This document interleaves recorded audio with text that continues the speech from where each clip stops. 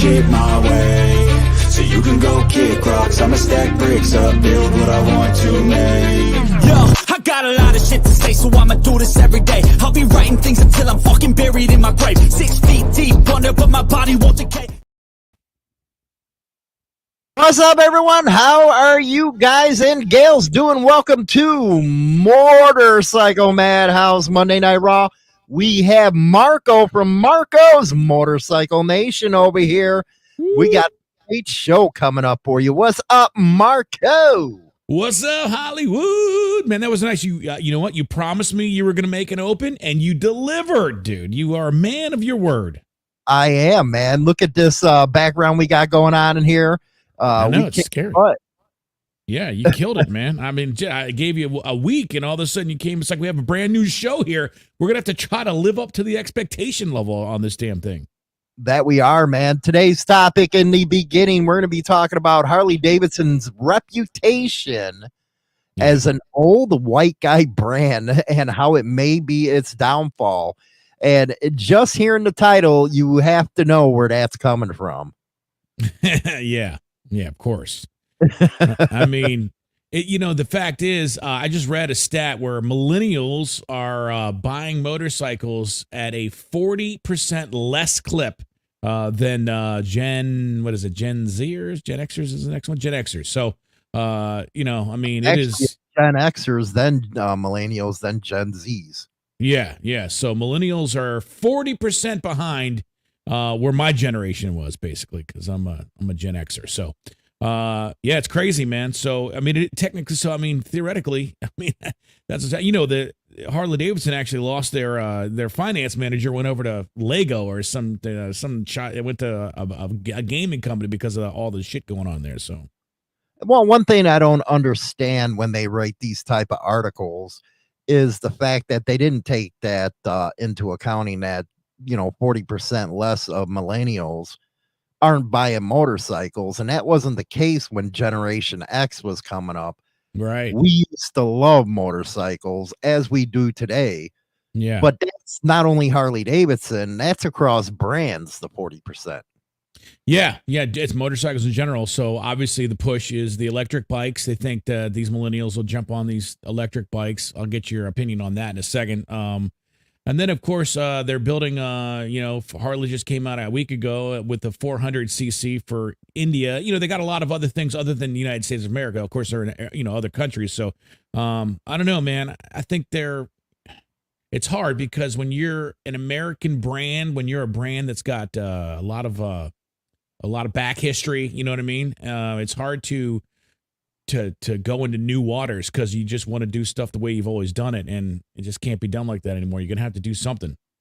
Well, you do, especially with the challenges that and we always bash on them, the millennials, Generation Z, but they're facing a different set of circumstances than we were, especially with inflation and college loans, which might put them out of the market for, say, a Harley-Davidson. And it's a different feel with the younger ones where they're really not into motorcycling for a lifestyle. They're in it for actual transportation. And a Harley-Davidson isn't in their deck of cards, if you will. No, there's other brands that are cheaper for better. And again, like I said, the electric bikes and, obviously crotch rockets at that age. But what's funny is I bought my first real nice motorcycle when I was about 33. I got a CVO Road Glide, 2012.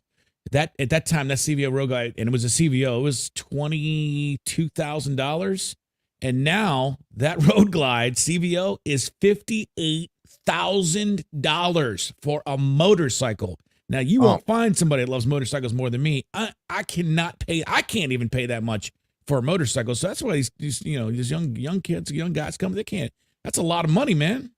Oh, that's huge money for somebody that has to pay their bills as far as their financial aid and stuff, their student loans. Yeah. Well, let's face it, millennials and Generation Z, that's a group where they're still living with their parents and stuff. So they're not really getting out there in that real world experience. But one thing that I think that really transforms our generation to them is when we were little, we actually got outside. We actually rode bicycles.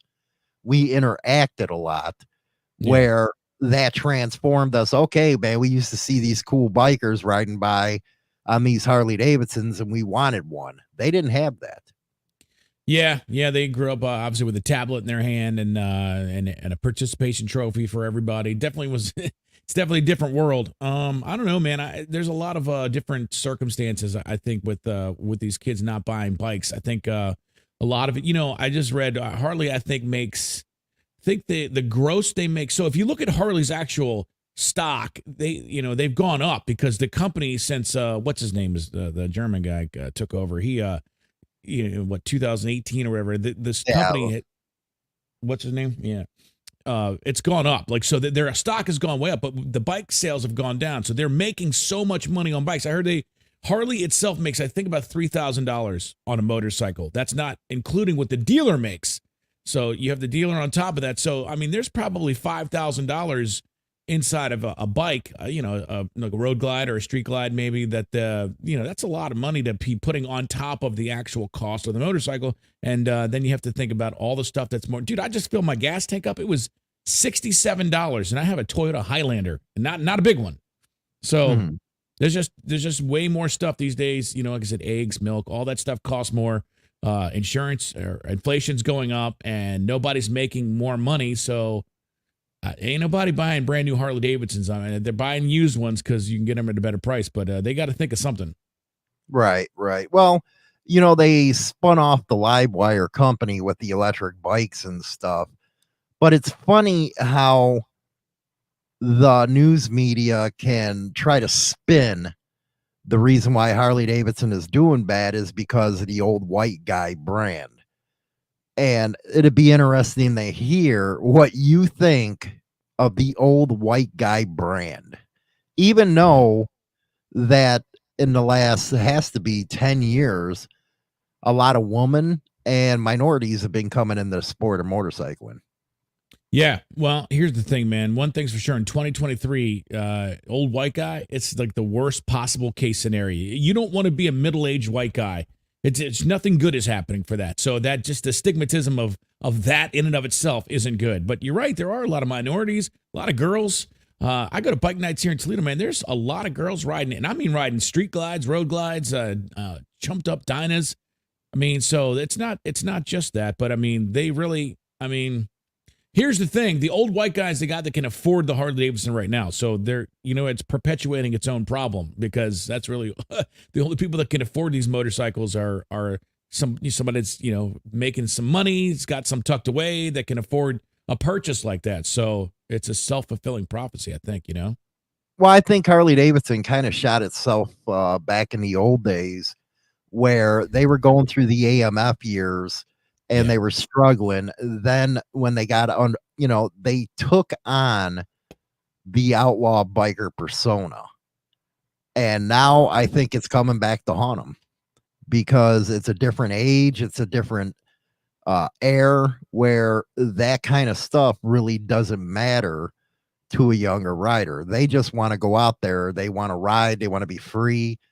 They're a little more rebellious than we were ever. So I think Harley-Davidson kind of shot itself in the foot right there. Yes, they were geniuses where a lot of people would give them free advertising as far as tattoos and stuff. They get that, the bars and shield. Sure. But there's just not that loyalty to a brand anymore. Yeah, I think that's across the board. I don't think there's brand loyalty to anything. I think it's who can give me the best deal and how can I get that best deal. But, Harley's in a tough spot because they still need to cater to those guys that are actually buying the bikes, right? So there's that. And then they're trying to get these new ones, with the one that goes cross country. I can't sit on it because I'm only like 5'9", and I can't. My feet don't touch the ground. And which one I'm talking about? The one that looks like a enduro bike or something. Oh yeah, the Pan America. Yeah. But I tried to sit on one of this dealership. I mean, I'm gonna have to have. I need like lifts or something, man. Those things are high as all get out, man. Well, you know what? You know, it was brought about to compete against the African Twin and stuff in the off-road market, and it's a heck of a bike. It really Yeah. is a heck of a bike if you ever seen one in a dealership and stuff. And that's what the younger generation wants, is Yeah. that kind of product. They're not out there to buy all these big street glides or Yeah. you know, the dressers and stuff, but their price point that they're putting these Pan Americas at is ridiculous. Just Yeah. like the live wire electric motorcycle, you're looking at it close to $30,000, I and that's mean, way out of reach.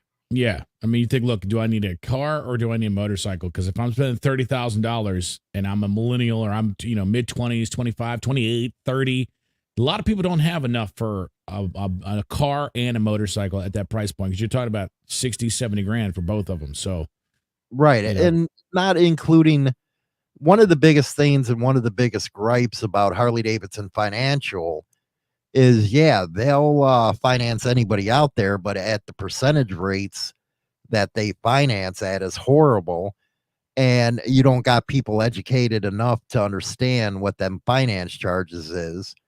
And let's be honest, the dealerships, they get a piece of that too, of the finance charge.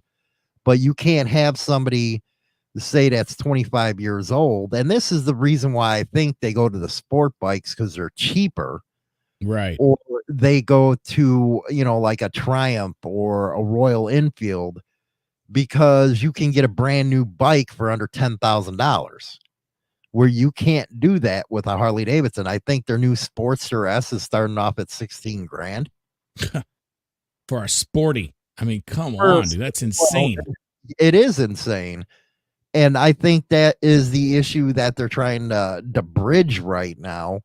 It's not about the old white guy brand. No, there's too many moving things that are happening where people can't, and that's the biggest gripe, is people can't afford them. Yeah. And, Well, you know, you got your MR or the MSRP, where you got a lot of dealers tacking on 5,000 over that, and they Yeah. don't come down on it. I mean, it's insane. And then, like you said, with the not only insurance but with the interest rates, dude, it's insane. There are guys that I know that I ride with, that I hang out with, that are, their motorcycle payment is $600, $700 for a motorcycle. Yeah, for a motorcycle. And you look at that, you know, I always thought Harley Davidson, man, it's like having a mortgage on a house and stuff. And you're like, damn, man, I got a mortgage on a bike. Yeah, I mean, come on, dude. I see where they're coming from with the problems that they're having. Yeah, but what do they do? So, I mean, they can't make, everything has gone up, right? So, I mean, that's why I think they try with the riding academy of getting new people involved. Harley hasn't been great at getting the new riders to step on a bike, because here's the thing, man. I do know this. Once you ride a motorcycle, once you just get on one, a lot of people get hooked. The first time I climbed on a motorcycle, I was seven or eight. I got a dirt bike. I knew right away I was only gonna ride motorcycle. Like, you just catch it young, and then you go, as soon as you start flying through the wind, that's just something that happens. So you got to get them on the two wheels. So I think they should do, they should maybe do like I guess it would be hard to rent one for the day if you have to go get your motorcycle license and stuff like that. But there just has to be a way to get somebody on the bike so that they can feel what it's like to be on and free. Well, what I think Harley Davidson has done is they pivoted towards more of a clothing line than they have a motorcycle company. Yeah, it's 50% of their revenue, and they have to do that to make up for if you got a recognizable brand, put it on a t-shirt. That's that's a smart way of doing stuff, but it does take away from the company itself. Yeah. Yeah. They definitely have a marketing problem. They have to get the bikes to other people, but dude, I love Harley stuff. But I can't. Those jackets are there's jackets that I want that are $600. I can't spend that much money on a coat, on a pair of boots. Their boots have gone from $100, 120, 140. Now they're like 280, 260. I'm like, It's just too much. insanity. And W9HGA bill, but hey, it's still cheaper, and it's still cheaper than what one political site is pushing electrical cars, which averages 67,000 for a car and go up to 100,000 for a nice Tesla. And I know a lot of us older guys are going to have problems with Harley-Davidson and how they're going with the live wire, but like it or not, that's the future. Yeah, our age wasn't environmentally smart or sound, whatever they want to say it, where you got a lot of Generation Z's coming up, and that's what they're looking for. It's Yeah. just Harley-Davidson can't find that price point with it. Yeah, the major problem would be, listen, I mean, I have a couple of Harleys. I have 3, 4. So I love the Harleys, and I probably would ride an electric motorcycle. Like I'd probably have one, but there's no possible way that would be my only bike, because first of all, for me, the sound, until they can manipulate the sound to sound like a real motorcycle, I would never ride one. I mean, I would ride one maybe to work if I had it, or if I got a deal on one or whatever, but that wouldn't be my main source. But like you said, you and I are in a different age group, but these young kids, they don't know the sound of cranking. I actually like the sound of the Harleys with the carburetors and the old Evo sound, but The old thumps. yeah, the bop, The bop, old bop, bop, thumps. bop, bop, bop, bop. I mean, there's nothing better than that. But I do think Harley has a good design team. Us older guys are like, oh my God, how do you do that to the sports or what you did? It looks like a cross between a Buell and a Sporty. Yeah. But on the other hand, that's the style that they want, is Yeah. more of a sport bike look than just a regular old Sporty. They Yeah, want that yeah. sports feeling. I was a little upset. I'm probably my favorite motorcycle category is the Dyna. I'm a Dyna fan. I've always had a Dyna. I always have a Dyna. When they stopped making the real Dynas in 2016, I sort of boycotted. But that, like you said, that soft tail version of the new sport, they call them the sport glides or whatever. That is what people like, and it's for them it's an easy way to make basically all the frames the same and maybe cut down on cost. But to me, there's something to be said for something, there's nothing like a Dyna. Well, no, the new lowrider to 2023 is just amazing. And I got the 2015, but this 2023, what they're coming out with, the different styles and stuff, is just amazing. And I think that's been one of Harley's downfalls, especially when we were coming up. They never had different models. Yeah. It was always the same models, and all they did was change some paint here or change this and there. Yeah. And I think they finally woke up to that fact that, hey, you got to give a different type of product to the different type of generations. Yeah, well, and I think that goes back to the very first point you made, that they're stuck in their ways. You got an old company that knows how to do it, that has been doing it for so long, they don't want to change. Mm-hmm. And that's Right. kind of the problem, So, but they started with I think the breakouts were, a little switch for them. You had the rocker that was a little different, a little, more of a rake, and some of the, soft tails, but. Yeah, they didn't have a lot of variety. You either, you just had you had the few cruisers, a couple of, the big ones, and then pretty much that's it. But well, they also went into the fact that they overhauled the process of manufacturing the bikes as well. Yeah, a lot of people get upset with the layoffs and stuff, but you got to consolidate in business. Yeah, I was never big. You need to make every nut and bolt in America. I mean, most of the motorcycle is still made in America. Everything can't be, no one with common sense is going to say everything has to be, can't be metric on it or whatever. I know some guys out there I'm probably pissing off, but obviously you have to look at the bottom line, and they've done a pretty good job of that. But I That's don't know. just reality to be all American made anymore. That's too hard. It would be too much. It's already too expensive. Well, you look at the newer bikes, they need them chips. The only ones that can make that is Taiwan. They got 90% of the semiconductors out there. Look at the problem they had with the pickup trucks and stuff. Yeah. And that's going to be the same thing here. But Well, the yeah. money flows through the United States through Milwaukee.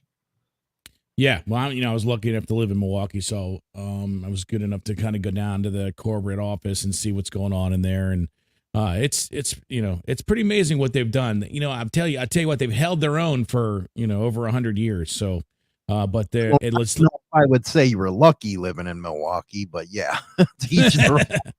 yeah, I did. I liked being near Harley-Davidson, and I liked a few of the other things. Other the weather sucks balls.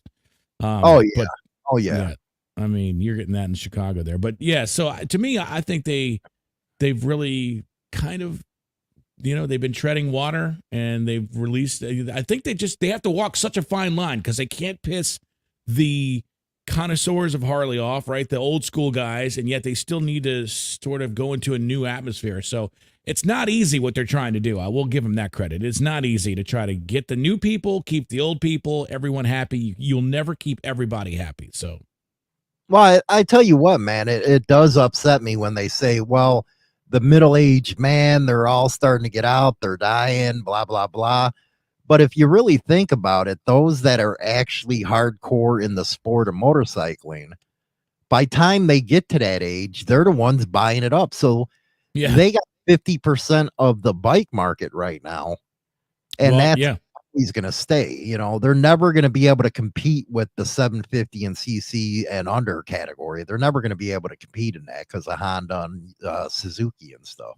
Yeah, that's not something they're going to achieve. I know, like I said, they just came out with the Indian Harley India with that 400cc that they're super. It's a pretty cool looking bike actually, but yeah, it's not going to be released here in America anyway. But I mean, they got to concentrate on what they do well. And for me, the Street Glide, Road Glide, they need to those, and of course the new. Then they got the new styles with the new sport sport glides and all that stuff. So.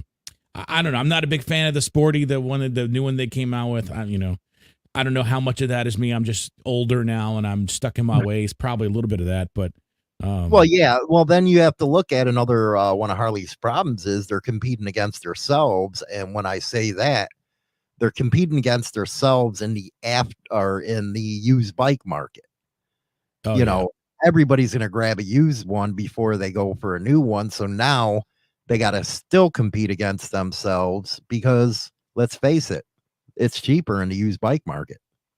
It is. And something, it's funny is what I hate about the used bike market when I sell one is when because here's a lot of people don't look at what do you do when you buy a Harley. 90% of the guys, what are you doing? You're putting new bars on. You're definitely putting new pipes on. You're probably going to redo the highway bar or your pegs or your grit, you know what I mean? You always customize it. You never buy, there's very few people that buy one off the lot. That's how they ride it. They never change it. So there's a big market. Obviously, you know how expensive that stuff is. So, but the thing that sucks is when you got like $6,000 into a bike and you sell it, what happens? You don't get a dime, not one dime for all the stuff that you put on your bike. The tuner, the pipes, the bars, the inner wiring, the LED all around. I don't know how many times I've lost money in doing that and trading stuff in because you don't, obviously it's like anything else. You just don't get what you get it. So if I'm going to buy a new sporty, or am I going to buy one that somebody put $5,000 or $6,000 into and it's cheaper? It's almost a no brainer. I mean, it is. I mean, I'd rather take a used one all day. Well, JD Ryder, he says, I got a lowrider ST 2022 1,000-mile engine grenade. Bill W9 HG. It sounds like you're a radio guy right there. The Road Glide 3 is awesome and selling like hotcakes. Again, from the geezer point of view, if I hadn't already dropped 8K in mods on my Tri-Glide, I've gone with the RG3. See what I just said? 8K in modifications is what I'm talking. He put $8,000 into the look and feel of the bike. Crazy. Mm-hmm. But I mean, that's what we do. For me, I will never not have a Road Glide. To me, I'm telling you, Road Glides, that's my baby. A Road Glide and a Dyna. In a perfect world, that's what I would have in my garage. And a chopper. Well, I got that dresser and I got that lowrider there. Let me tell you, last week I went out on a lowrider because I really use that just for local stuff. And then the dresser for the bigger stuff. Right. But yeah, it is night and day. It really is. Yeah. Yeah, if you're just gonna hop around a little bit, 100 miles and less or whatever, man, then there's nothing better than jumping on a Dyna. That's my not that anybody needs to know what my thing is about. I'm gonna have a Road Glide, and I'm gonna buy the last year. So any of you guys watching right now, if you have a Dyna Lowrider S 2016 or early 17, the black one with the 110, that's gonna be the last. That's the last Dyna out there, the real Dyna. I'm buying one. And that's going to be the last motorcycle that I have for that. But I need to start making some extra money. Well, I told you in the green room when you and I are talking that I don't have any money. And now you understand why I don't have any money. Because every time I get a little bit of money, I buy a motorcycle. Out. By the way, guys and gals, 847-957-1656. You can always call into the show if you would like. We got a phone number? We got a phone number, man. Here we go. Somebody call that. I want to see how you do this. This is incredible. You're on air. What's up? Here we go. Somebody call that. He's feeding back on his side. Yeah, you're on air, man. What's up? Somebody call that. Hey. He's feeding back on his side. Oh, you know what? Yeah. So listen, if you're going to call the number, you can't listen to the computer because the computer's probably 20-second delay or so. So you just have to listen on the phone. We run into this problem on the radio because we are on a huge delay, and so if they're listening to the actual radio and trying to be on the phone, it doesn't work. Yeah, give us a call back once you get that figured out, man. Don't. About it's turned off. Okay, cool. What's there up, you buddy? go. Hey, what kind of miles you guys actually ride a year? Well, we're looking at with me, at least 9 to 10. I ride a little bit more. I ride from Toledo to Milwaukee every other week, so I usually on a decent year will put about 16 to 18,000 miles on a motorcycle. Okay, Milwaukee to Toledo. Is that your long hauls? No. That's why I just go get my son every other weekend. Long hauls for us, obviously we ride to, we have a few runs for us. We went to Wyoming from Milwaukee. I like to ride we go to the East Coast all the time. So, usually with me it's Pennsylvania down to Florida, at least once a month from Illinois down to Pennsylvania. Or we'll go up to the northern part of Wisconsin, or we'll go down to Florida. What's your name, man? Okay, my name's Gary. And a road glide is definitely like for that, or an electric glide. Electric glides are nice. Yeah, I got an electric glide, but it was, hey man, as soon as I seen an Evo, I picked that sucker up because I love Evos. You can work on them suckers all you want all day. And I jumped on that. But with the lowrider, I'm looking at the short trips and stuff like that. Yeah. Yeah. What about your long haul, man? What's the longest you've gone on your electric glide? 900 miles in a day going to Sturgis. All right. Oh, where you at? Your ass. Northeast Ohio.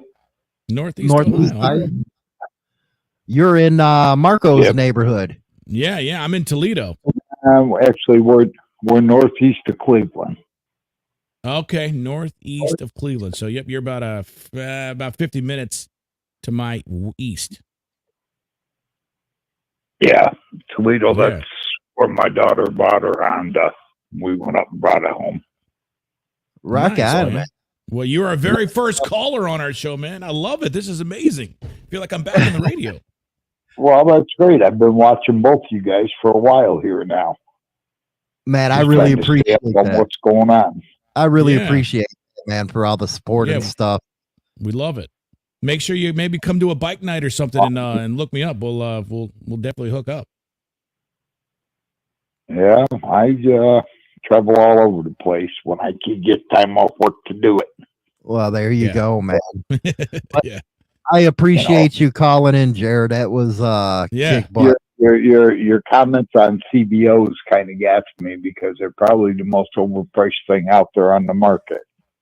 Yeah. Yes. Base glide will go any place. The CBO will go just as comfortable for a lot less than you can with my bike for what you paid for one of those.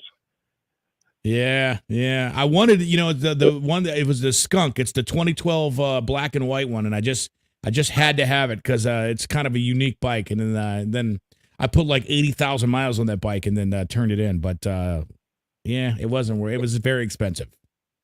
That it was. You know. Yeah. All right, Jared, we got another call coming in. I really appreciate it, man. Get going. You're awesome, All right. buddy. Keep it on two wheels, Jer. Look at What's you, man. up? You're taking You are on air. How you doing? Love this. You there? Hey, Hollywood, how you doing today? Marco, what's up, fellas? Yeah, I am. Can you hear me? Yeah, Hey, how you we got you loud and clear. Okay, this is Brian calling from Columbus, another Ohioan. All right, we got a lot in my neck of the woods. I'm beating you, Hollywood, 2-0 here in Ohio. Love it. Man, there's no Chicago guys out there. What's going on tonight, man? Anything good? Yeah, listen. Well, listen, you talk about young guys buying bikes. I see a lot of the young guys riding Harleys. You see a lot of young guys? You got feedback. Make sure you turn everything down. Yeah. Okay, I got it turned down, and matter of fact, I got it off. Okay, yeah, no, he's just loud. I like it. So you see a lot of young guys. You think the young people are buying motorcycles and riding as much as we are? I don't know if as much as we are, but I see them out there. But I think the main problem is the price. Yeah, the price is insane right now. How do you think you overcome the price point? I don't know. I just don't know. But I think Harley-Davidson's got to work on that. Yeah. What kind of bike do you have, man? I've got a 2019 Softail Slim. Oh, yeah, the black one? I'm talking about. Is it well, yeah, like Marco said, is it the black one? No, it's a matte white finish. Oh, nice. So it's a beautiful bike. I like it. A lot of people rag on the Milwaukee-8 engine, but I haven't had any problem with it. That Milwaukee-8, man, it's definitely powerful. I mean, they've done a nice job with that. They didn't have a lot of the problems right out the bat, when they changed the engine. So, right. Yeah. Well, listen, fellas, I'm enjoying the show. I'll let you go now. You're awesome, man. Take care, man. Thanks for listening to us. Second caller on Raw, man. Second caller out of Ohio, dude. You're getting killed tonight, Hollywood. Love it. Have a great week. You too, Take care, buddy. man. Keep it on two wheels, brother. Bye-bye. Love it, man. Look, take care. Love it. It's like we're on the radio, man. It's like I'm back earlier today, just doing this. That's awesome.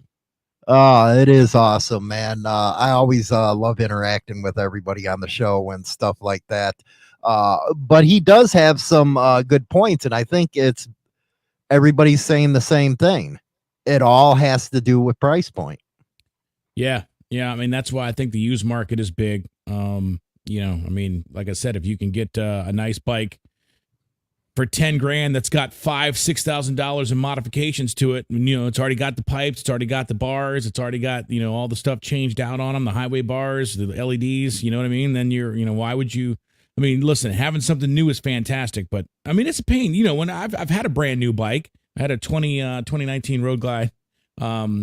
And you got to do your 1,000-mile service. You got to do your 5,000-mile service. You got to do your 10,000-mile service. I mean, there's a lot of stuff you have to do when you get the new bikes. There's a lot of upkeep. So exactly. If you don't do the upkeep on anything, it's gonna break down and stuff. So if you're spending that kind of money on a Harley and stuff, you better be taking care of it. Yeah.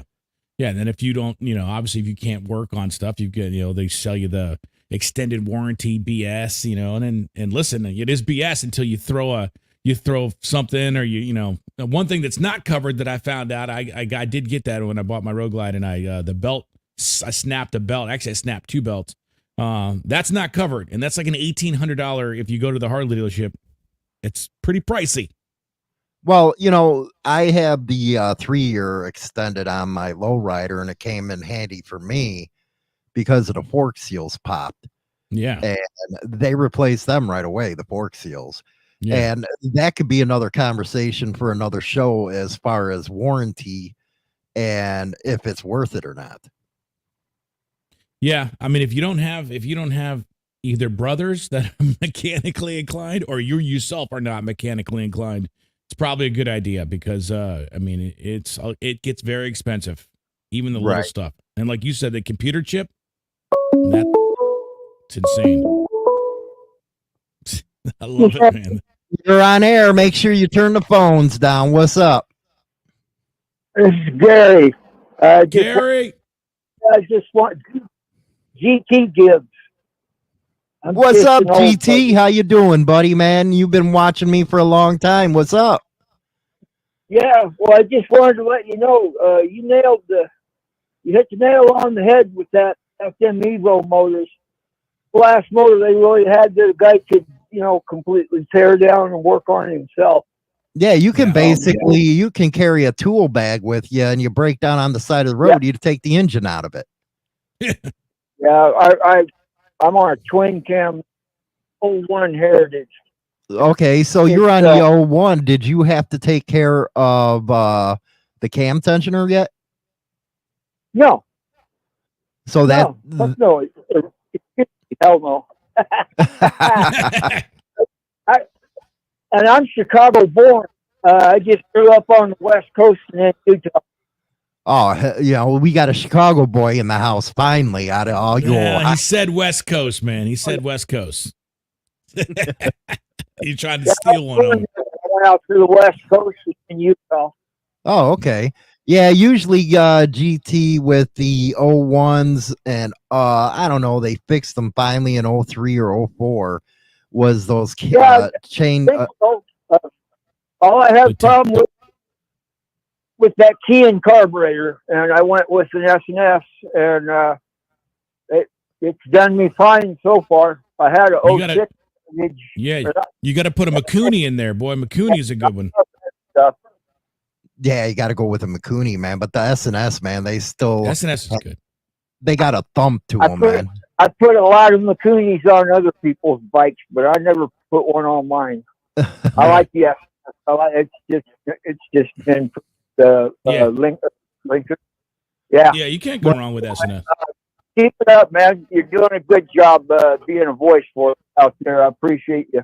I love it, man. I appreciate all your support, yeah, GT. man. I sent you something on a story too. I don't know if you ever got it. Where'd you send it to? I left it on the phone and left a message on or a comment on one of your. Okay, I'll go back and I'll go back and it's check on it your out. phone someplace. I think it's a story you'd be interested in. I think it ties in with them Lost Clubhouses. Hi, sounds good. I wrote a job in the club out west for 9 years. Awesome. Nice, I'll go check man. it out, man. That'll be I'll check the studio phone for you. Yeah, man. I'm just another road rider now, but you guys take care. You too, buddy. Appreciate you Keep it calling on in. 2 wheels, brother. Bye. Keep it on 2 wheels. Rock and roll. We're going to go to our next segment here. If you guys want to get involved in the fun, all you have to do is call the line 847-957-1656 if you want to get into this game. Marco always has some fun stuff lined up for us. I always have some fun stuff. Go for it, man. All right. Well, I wasn't sure if you were going to. All right. So this is, let's see where we're going to go here. This is called Here's Your Sign. So I'm going to play, see, there's real signs that are located all over America. By the way, if you see a sign that is just jacked up, take a shot of it and email it to me at, Marco's Motorcycle Nation at gmail.com or Hollywood here. But we're going to, it's called Here's Your Sign. So these are actual signs that we might have here. So let's just see. So My cock real estate. Hold on. How do I get it? Yes, My Cock Real Estate. Have you ever seen those guys? No, I never seen that. Is that in your neighborhood? You're messed up, man. How do You I? don't see it around Chicago and have a bunch of bullet holes in it. What's good, everybody? I'm Danny Dilo from Danny Dilo. Sorry, I got the wrong button there. Can we pause this? No, it don't pause, man. It doesn't It just- pause. All right. Well, we're gonna go through. We got 7. So how about this one? You ever shop there? I don't know. I think I want to though. I wonder if you'd have a stripper. Oh, look at that! The glory hole. Are you like? That's in church, man. Oh my God. Hey, you want some Chinese food? Oh my goodness, man. Where do you come up with this stuff? How about this, man? You hungry? Let's go to Fat Fook. You fat fook. Here's one for FIFA World Cup, man. Come on, our girls. Holy cow with you. What is How about that? this one? This- Cum sales? Normally I could stop these. How about this Pepsi? Put a little jizz in your shopping. I don't know. I'm not a Pepsi drinker, thank God. Here's one for you, man. Toilets and urinals flushed with reclaimed water. Do not drink. Because, in case you were thinking about drinking those. Who the KKK? Kellogg's. How about Dr. Wiggles Wiener Wagon? You ever eaten there? Nah, I never would either. Oh, this one I think just got all jacked up from the kids.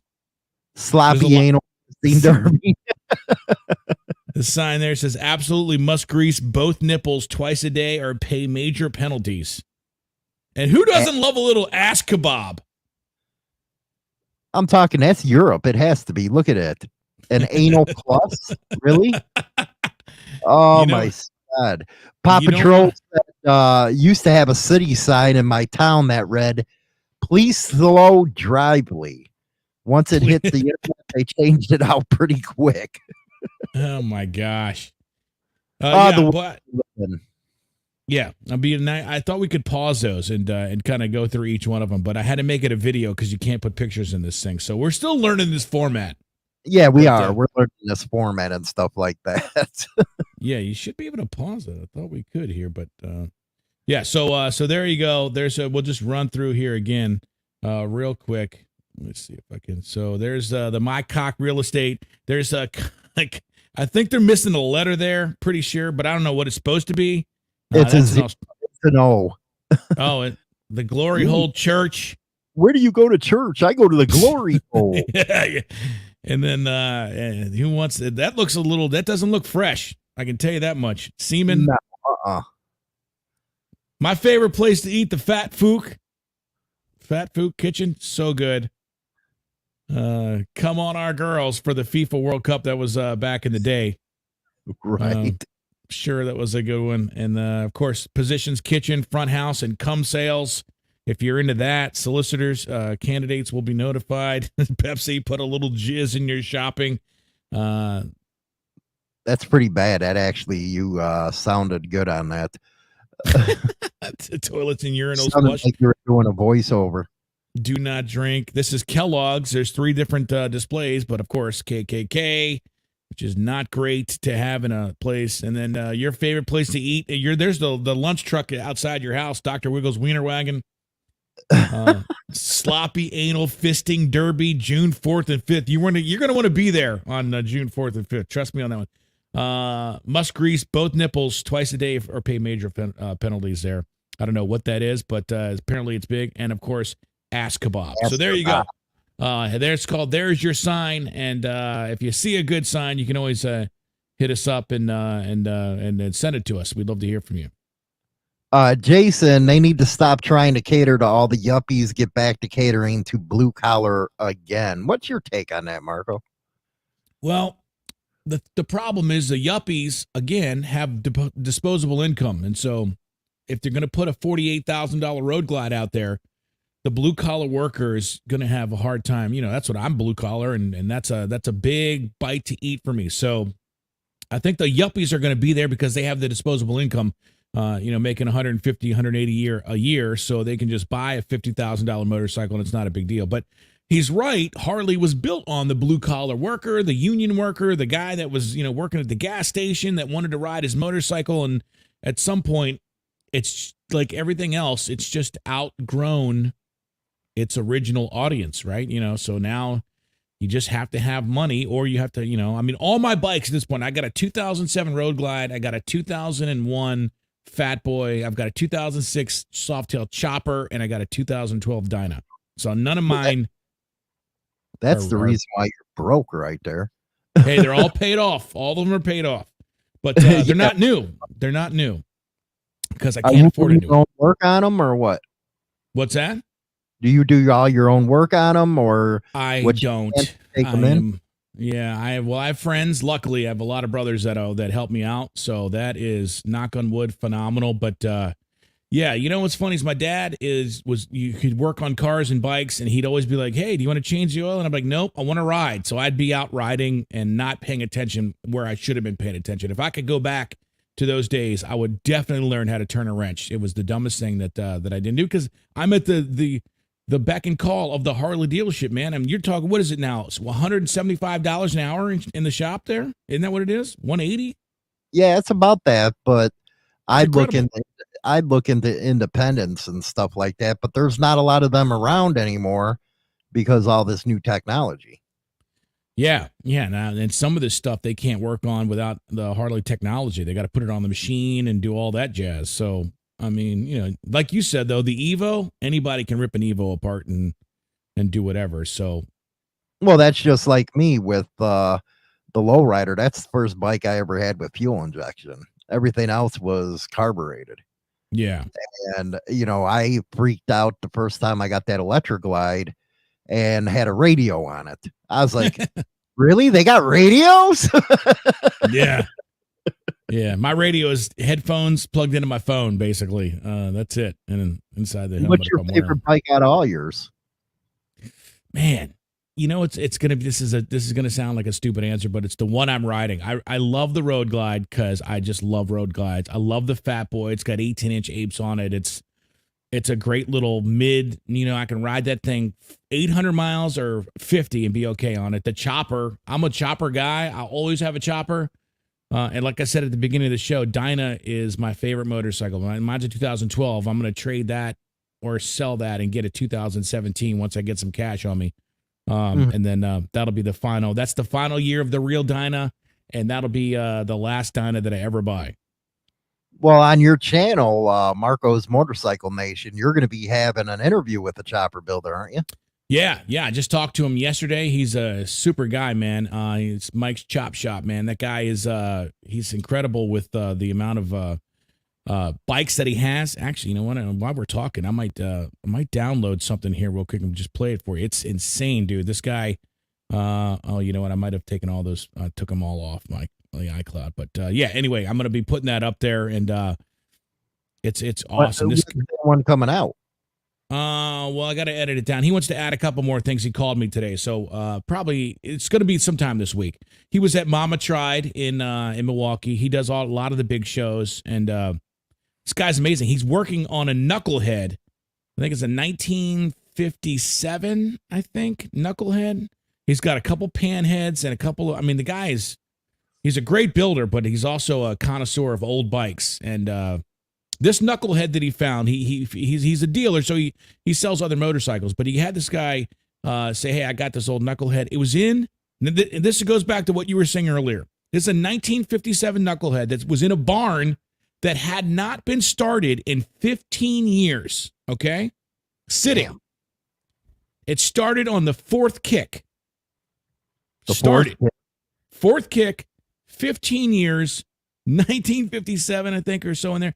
Started right up.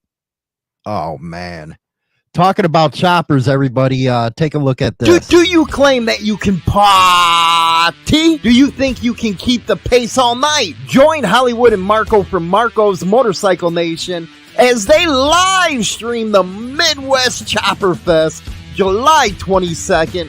Gates open at noon.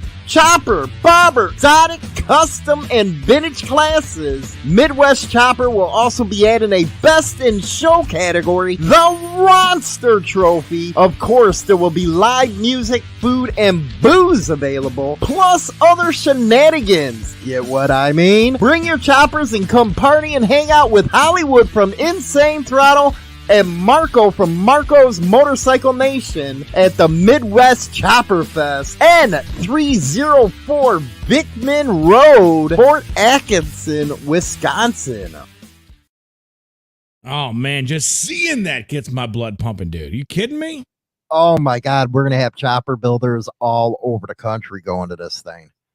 Yeah. It's going to be an amazing live stream if you guys can't actually be there.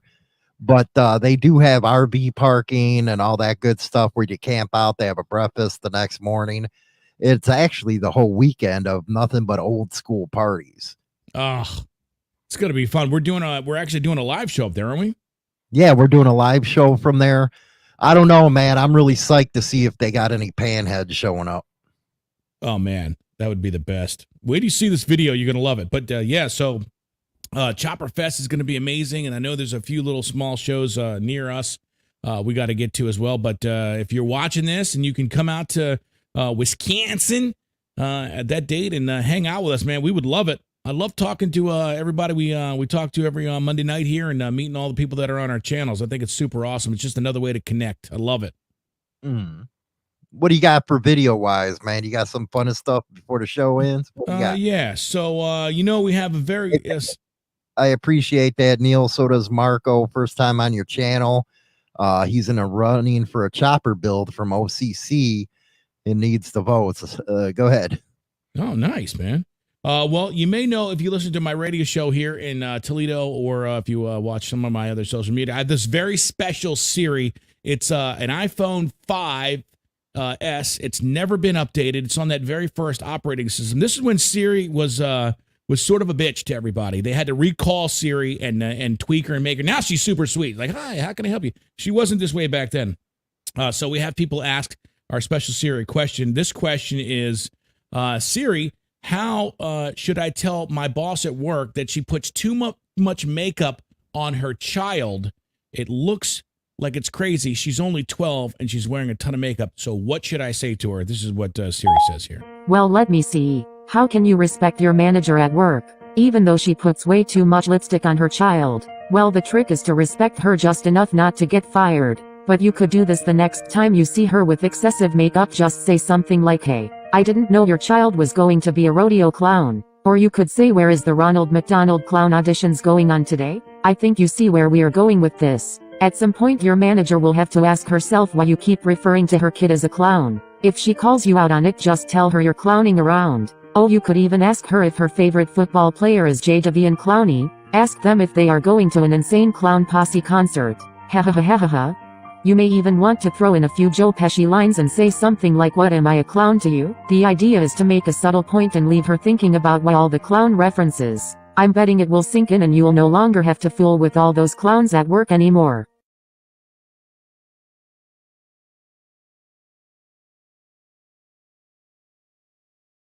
Keep it subtle, but that was anything but subtle. Yeah, right? Calling her child a clown. Yeah, so there you go. That's some tough love with Siri for you right there. A very special Siri that is on her own with her advice. You got that right, man. Yeah, so there you go. Yes, you can listen to the Marco on K100 out in Ohio.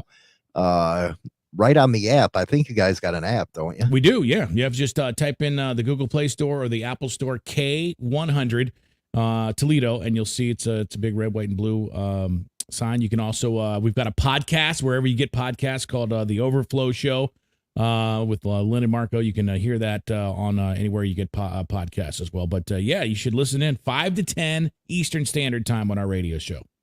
Man, you wake up earlier than me. Yeah, I get up at 3:30. When you get up early though, man. Yeah, I get up there about 4, but damn. Yeah, but trust me, it hurts. But My alarm goes off at 3, and then it's funny, I have one iPhone in my, that I keep near my bed that has 6 alarms on it. So it goes off at 3, 3:08, 3:10, 3:16, something like that. And then I have one more that's at 4 o'clock. And if that one goes off, I'm late. There you go. Well, how you doing, Alex? Everybody else in there. And I really appreciate you guys doing the call-ins. Oh my gosh, dude. Every Monday, we're going to be right here on the Raw show at 7 p.m. Central Standard Time over on Insane Wheels and Marco's Motorcycle Nation. If you haven't subscribed yet, make sure you get your butts over there. Yeah, I need some more subscribers. I just passed 2,000, so you're only 48,000 ahead of me. Well, actually, I'm almost, if you go towards Facebook, I'm at 120,000, but, that's all right. Who's counting, though, right? I mean, who's counting? But appreciate everybody coming and joining us today. It was an awesome discussion on Harley-Davidson and a lot of great phone calls, a lot of good stuff. Yeah, man. Perfect. It was super awesome, man. It's so cool to talk to people like we're back on the radio, man. But you got that number up and everything. Now, it's pretty impressive, man. I'm going to give you an A for today. An A. I get an A for you get an Mark. A for it. I'm grading you out, man. A. We'll catch you guys later. Rock on. Yeah, I'ma do shit my way, so you can go kick rocks. I'ma stack bricks up, build what I want to make. Yo, I got a lot of shit to say, so I'ma do this every day. I'll be writing things until I'm fucking buried in my grave. 6 feet deep under, but my